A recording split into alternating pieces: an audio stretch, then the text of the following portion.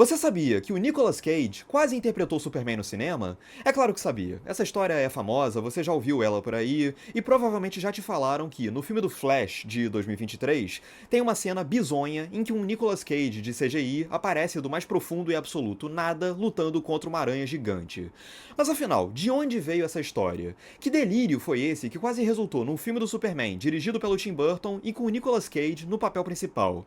Pois bem, é disso que a gente vai falar hoje. Como muitos de vocês já sabem, tá rolando aqui no canal a Super Maratona, uma série em que a gente tá revisitando todas as versões do Superman que já rolaram no cinema antes do novo filme do James Gunn. No vídeo anterior da maratona, a gente encerrou a saga do Christopher Reeve falando sobre Superman 4. E pela lógica, o nosso próximo passo aqui seria falar sobre Superman O Retorno, que é o filme seguinte do Azulão. Mas eu decidi deixar esse filme pra depois, porque entre um filme e outro se passaram 19 longos anos e várias tentativas de trazer o Superman de volta às telonas. Entre elas, essa verdadeira lenda urbana que foi Superman Lives, em tradução literal, Superman Vive, filme do Tim Burton que nunca aconteceu e que seria protagonizado pelo Super Nicolas Cage. A história por trás desse projeto é tão louca que eu imaginei que seria legal fazer um vídeo só sobre ela. Aliás, é uma história tão curiosa que, em 2015, rendeu um documentário dirigido pelo Jon Schnapp chamado The Death of Superman Lives, What Happened. Em tradução literal, A Morte de Superman Vive, O que Aconteceu. Ou seja, material para recapitular e analisar aqui não falta. Então se prepara que hoje a gente vai mergulhar no mistério do Superman do Nicolas Cage e, por que não, em outras tentativas de trabalhar o personagem no cinema que acabaram não vingando.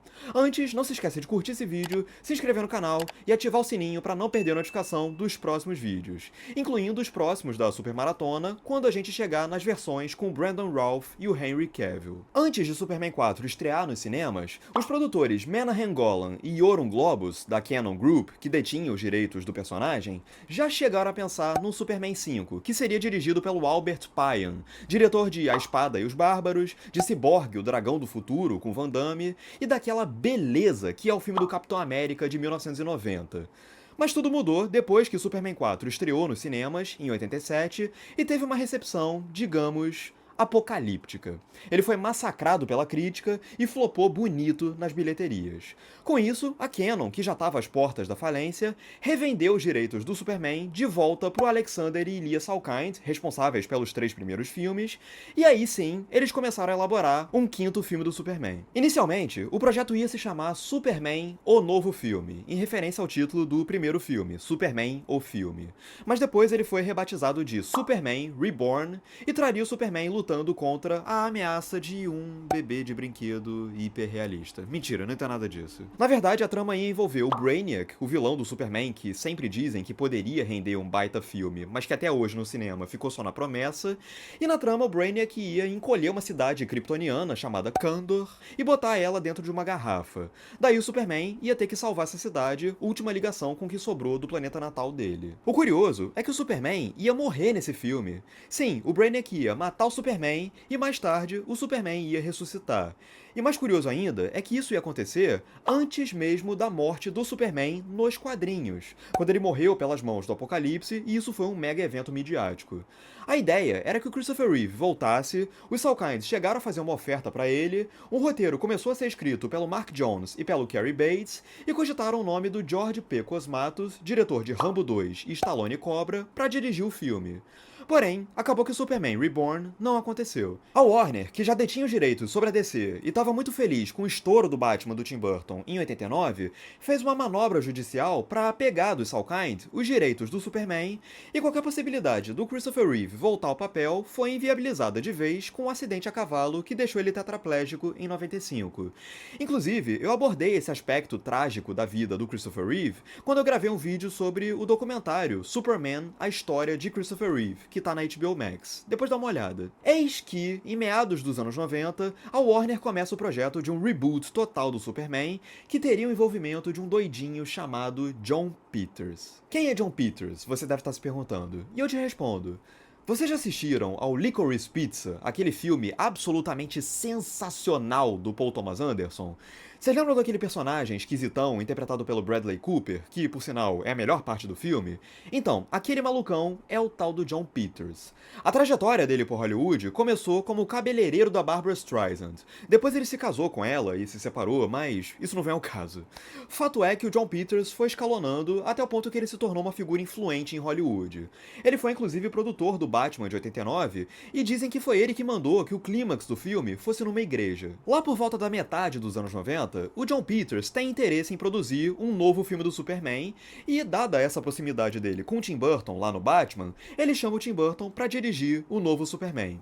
Para escrever o roteiro, o John Peters foi bater na porta do Kevin Smith, um cara cuja profissão principal é ser nerd. Tá, beleza, ele é cineasta, ele escreveu e dirigiu um monte de filme, mas vamos falar a verdade. Toda a presença do Kevin Smith na vida pública se baseia no fato dele ser nerd, se vestir com boné e camisa de super-herói, ser doente pelo Batman e ser host de uma porrada de podcast de cultura pop. Enfim, o Kevin Smith foi chamado pra escrever o roteiro. A primeira coisa que ele pensou foi: o projeto anterior ia se chamar Superman Reborn? Que nome bosta! Vamos mudar pra Superman Lives. E aí começou o processo de escrita do roteiro. Mas aí começaram a rolar vários entraves provocados, em boa parte, pelas excentricidades do Sr. John Peters. E aqui eu preciso falar do documentário que eu citei lá atrás, The Death of Superman Lives.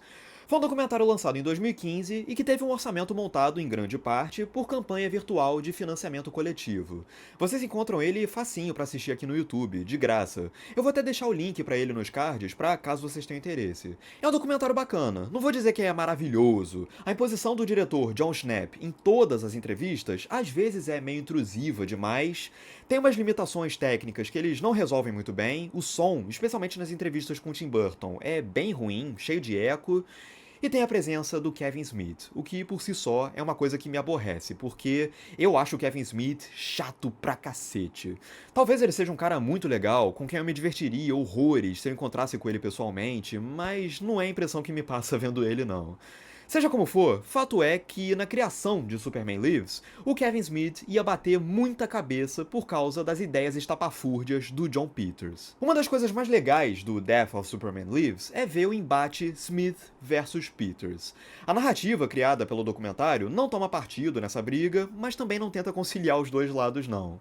Ela usa a montagem de forma bem irônica, ora para complementar, ora para contradizer totalmente o Smith ou o Peters. Segundo Kevin Smith, na hora de escrever o roteiro, ele enfrentou 3 condições impostas pelo John Peters. Primeiro, o Superman não podia voar. Segundo, o Superman não podia usar a roupa clássica que a gente já conhece. E, em dado momento do filme, o Superman tinha que enfrentar uma aranha gigante. Por quê? Porque, na cabeça do John Peters, isso parecia a coisa mais legal do mundo. No momento do documentário em que o Kevin Smith conta isso, imediatamente depois, o filme corta pro John Peters dizendo que as 2 primeiras condições que o Kevin Smith relatou e que a gente acabou de ouvir eram mentiras. Segundo Peters, ele nunca rejeitou a ideia do Superman voar ou usar a roupa dos quadrinhos. O que ele queria mesmo era a da aranha gigante. Não à toa, poucos anos depois que o Superman Lives foi cancelado, uma aranha gigante apareceu naquele filme As Loucas Aventuras de James West, com Will Smith.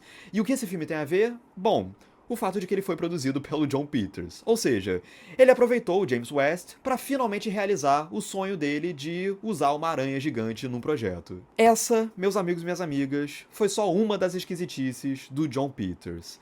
Aliás, um dos pontos altos do Death of Superman Lives é ver o John Peters simplesmente existindo.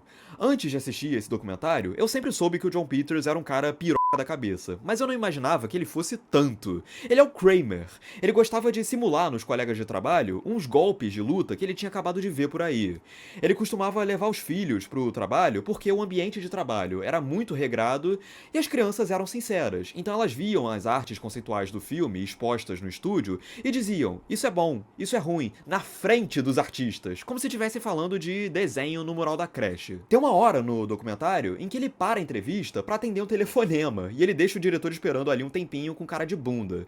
Ele conta no início que quando ele recebe um roteiro pra ler, ele não consegue só sentar e ler, porque ele é um cara muito visual. Ele precisa vislumbrar a cena na cabeça dele. Então ele pede pra alguém, o próprio Kevin Smith, por exemplo, pra ir lá pro andar de cima, ficar lendo o roteiro em voz alta, enquanto ele, o John Peters, fica deitado lá embaixo e vendo o cara lá de cima, em contra-plongé. No meio dessas leituras, o John Peters perguntou: esse roteiro tá muito devagar, tá demorando pra rolar ação. Nessa cena do Brainiac chegando na Fortaleza da Solidão, não tem como ele enfrentar alguém logo?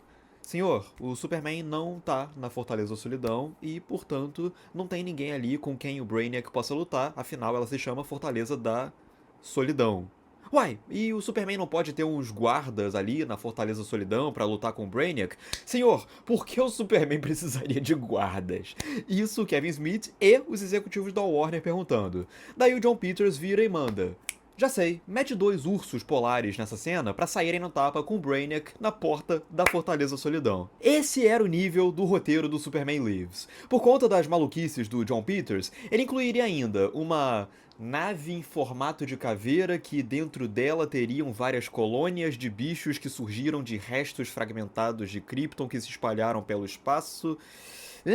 O Brainiac ia se fundir com Lex Luthor, o Superman teria um robô amiguinho desde a infância chamado Kay, que ia acompanhar e ensinar tudo o que ele precisava aprender com os anos, e mais, nesse filme o Superman também ia morrer. Você vê que eles realmente estavam obcecados em matar o Superman nessa época, hein? O Superman ia morrer nas mãos do Apocalipse, também como nos quadrinhos, só que no filme o Apocalipse seria uma espécie de kaiju sinistro cujo corpo ia ter vários rostos de pessoas que o Superman conhece. E uma vez que o Superman morresse, ele ia voltar depois que o Kay fizesse uma operação para se fundir com a roupa do Superman, meio que desaparecendo pro Superman poder ressuscitar. Eu não entendi direito essa parte. Eu só sei que com essa fusão de tecnologia do Kay com o uniforme do Superman, o uniforme do Superman ia virar uma coisa meio tecnológica, meio anatômica, meio orgânica, meio escura com várias luzes percorrendo a roupa, como se fossem veias iluminadas, e eu também não entendi o que eles queriam com essa roupa. Em minha defesa, os próprios artistas responsáveis pelo uniforme dizem no documentário que eles também não entenderam. Então, tá suave. A escolha do Tim Burton é até curiosa, porque, em teoria, eu acho o Tim Burton nada a ver pra dirigir um filme do Superman. O Batman é um herói completamente diferente do Superman. Um é o dia, outro é a noite. Um é a luz, outro é a escuridão. Mas o que me surpreendeu é que o Tim Burton sabia bem dessa diferença e topou dirigir o Superman Lives justamente numa tentativa de se desafiar, de tentar algo menos gótico e mais solar do que ele estava habituado a fazer. Eu gostei de como eles estabeleceram, nas artes conceituais, a fortaleza do Lex Luthor como extremo oposto do prédio do Planeta Diário. Um é macabro, sinistro e disforme. Outro é iluminado, reluzente, simétrico. Dito isso, o Brainiac, que seria a cabeça do Christopher Walken no corpo de uma tarântula mecânica, é doideira. E chegamos ao Nicolas Cage, que na época estava estourando como herói de ação em filmes como A Rocha, A Outra Face, Conner. A escolha do Nicolas Cage pro papel é outra coisa que parece absurda, mas se você parar pra pensar, a escolha do Michael Keaton pra ser o Batman também pareceu. Pro John Peters, fazia todo sentido, porque o Nicolas Cage é um cara que você não esperaria ser o Superman ou o Clark Kent, e segundo John Peters, o Nicolas Cage tinha uma vibe mais de quem já viu e participou de um monte de briga de rua, como o próprio John Peters diz já ter visto e participado ao longo da vida. Eu também não entendi direito que tipo de personagem eles queriam que o Superman fosse aqui. O Tim Burton queria retratar os voos do Superman, às vezes mais como pulos do que como voos mesmo. E além disso, o Jimmy Olsen seria o Chris Rock, a Lois Lane seria a Sandra Bullock, que pra mim é a melhor escolha de Lois Lane que nunca saiu do papel, e o Lex Luthor seria o Kevin Spacey, uma escolha tão boa que acabou sendo reutilizada no Superman o Retorno. Mas afinal, por que Superman Lives foi cancelado? Vamos lá, as desavenças entre o John Peters e praticamente todo mundo no projeto fez as coisas se complicarem e irem se arrastando. Eles até tinham uma data marcada para 2 de julho de 98, mas como eles nunca chegavam num consenso sobre nada, a produção foi se prolongando sem saber quando parar. A única razão para não terem cancelado o filme antes é porque os nomes envolvidos no projeto eram tão fortes, a começar pelo Tim Burton, que eles não queriam puxar da tomada. Soma-se a isso o fato de que, na época, a Warner vinha amargando sucessivos fracassos de bilheteria. Era praticamente todo mês um fiasco novo. Considerando o tanto que eles já tinham gastado na produção do Superman Lives e o tanto que esse filme parecia ousado, eles não queriam arriscar lançar o filme para ser mais um fracasso e perder ainda mais dinheiro. Com isso, percebendo que não tinha mais para onde ir e que o Batman e Robin já tinha afundado a série Batman em 97, a Warner perdeu a confiança em super-heróis. O John Peters até chamou o Dan Gilroy, roteirista de O Abutre, com Jake Gyllenhaal, para tentar salvar o roteiro, mas não rolou. A Warner optou por cancelar Superman Lives, faltando 3 semanas para começarem a gravar. Então, essa foi a história da morte de Superman Lives e do dia em que o Nicolas Cage quase foi o Superman. Antes da gente continuar a Super Maratona e ir pro Superman o Retorno, eu acho que vale pontuar que entre o fim do Superman Lives e a produção do Superman o Retorno, rolaram outras tentativas de ressuscitar o Superman. Entre o fim dos anos 90 e o início dos 2000, não só o Superman estava longe das telonas, como o Batman tinha caído em desgraça com o fracasso do Batman e Robin, que afundou a franquia Batman, tal qual o Superman 4 fez com o Superman. Daí, numa tentativa de resgatar os dois juntos, surgiu um projeto de Batman vs Superman, que seria dirigido pelo Wolfgang Petersen, diretor de Troia, História Sem Fim, Força Aérea 1 e outros filmes. Uma primeira versão do roteiro foi escrita pelo Andrew Kevin Walker, roteirista de Seven, e depois um segundo tratamento foi feito pelo Akiva Goldsman, roteirista de Batman e Robin. A pessoa, quando tá a fim de insistir no erro, ela é capaz de tudo. Na trama, o Batman e Superman já estariam numa idade mais avançada, prestes a se aposentar, mas aí, quando a esposa do Bruce Wayne morresse envenenada pelo Coringa, o Lex Luthor ia tirar proveito disso e daria um jeito de fazer o Batman acreditar que o culpado foi o Superman. Daí eles iam brigar até que chegasse um momento em que eles perceberiam que estavam sendo manipulados e se juntassem para descer o sarrafo no Lex Luthor de armadura. Pois é, desde 2000 e bolinha, o Batman e o Superman já brigavam porque o Lex Luthor estava manipulando eles. O projeto não aconteceu, mas isso não impediu Akiva Goldsman de inserir uma piada interna no filme Eu Sou a Lenda, que ele escreveu em 2007, quando o outdoor de Batman e Superman aparece no fundo da Times Square abandonada. E por que esse Batman vs Superman não rolou naquela época? Porque, naquela mesma época, já estava rolando um outro projeto chamado Superman Flyby, também produzido pelo John Peters e escrito pelo J.J. Abrams. O homem que em 2015 disse Make Star Wars Great Again e fez aquele poço de mediocridade regado à nostalgia burra que é o Despertar da Força, deixou a direção no capítulo seguinte e voltou ao cargo um filme depois, de forma não consecutiva, tal qual Donald Trump. Superman Flyby foi planejado para ser o primeiro filme de uma trilogia e basicamente seria um filme de origem, com boa parte das convenções de Superman que a gente já conhece. No entanto, algumas diferenças seriam bem radicais. Dessa vez, o planeta Krypton não seria destruído, e a razão para o Jor-El enviar o filho dele para a Terra é porque existia uma profecia que o Kal-El teria de cumprir para se tornar, no final, o herdeiro de Krypton. Enquanto isso, Krypton estaria no meio de uma guerra em que o Jor-El está lutando contra o irmão dele, o Kata-Zor, que na prática é o General Zod. Em outras palavras, sim, o vilão desse filme seria o irmão do Jor-El. Outra mudança significativa é que o Lex Luthor seria um agente do governo obcecado com casos de ufologia e que ia enlouquecer e perder o cabelo depois de entrar em contato com algum treco kryptoniano. Eu também já ouvi falar que em algum momento seria revelado que o Lex Luthor, na verdade, era um kryptoniano com os mesmos poderes do Superman, mas aí eu já não tenho certeza. Fato é que o primeiro diretor a ser escalado foi o Brett Ratner, que viria dirigir o X-Men 3, justamente porque o Bryan Singer, do X-Men 1 e 2, tinha ido dirigir o Superman o Retorno. Porém, o Brett Ratner não estava suportando trabalhar com John Peters, abandonou o projeto e no lugar dele entrou o McG, diretor de As Panteras 1 e 2. Para finalizar, o McG abandonou o projeto dizendo que, como as gravações seriam feitas na Austrália, ele meteu um caô dizendo que achava que a Austrália não tinha nada a ver com Metrópolis, mas a real é que Ele tinha medo de avião. Ele admitiu isso depois. E quer saber? Eu entendo 100%. MacD, tamo junto nessa. A partir daí, o Bryan Singer foi chamado pela Warner, apresentou a ideia de um projeto novo, e aí Superman Flyby morreu pra deixar nascer Superman o Retorno. Entre os nomes que quase foram Superman depois do Nicolas Cage, a gente teve Josh Hartnett, Jude Law, Brendan Fraser, Paul Walker, Matt Bomer, Ashton Kutcher, Christian Bale e até o próprio Henry Cavill, que seria o Superman depois nos filmes do Zack Snyder. Seja como for, o fato é que o Superman só voltaria em 2006 com o rosto do Brandon Routh. Mas isso é papo para nossa próxima conversa. Sim, no próximo vídeo da nossa maratona, Superman, o Retorno. É isso, agora eu quero saber de você o que você achou desse vídeo aqui. Diz aqui embaixo nos comentários o que você acha que seria o Superman do Nicolas Cage. Diz também qual desses projetos aqui que eu mencionei, de filmes cancelados do Superman, é o filme que você mais teria curiosidade em ver feito pronto.